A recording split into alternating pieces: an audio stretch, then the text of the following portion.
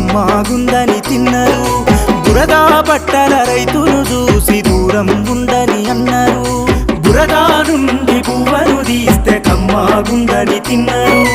బురదా బట్టల రైతును చూసి దూరం ఉందని అన్నారు చెమటా చుక్కల సత్తువతోని పుడమి పురుడు పోసుకున్నది కంటి పాపల కావలిలోనే పంట రాసి నెలకొన్నది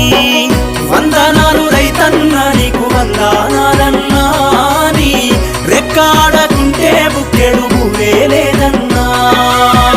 వందనాలు రైతన్న నీకు వందనాలన్నా నీ రెక్కాడ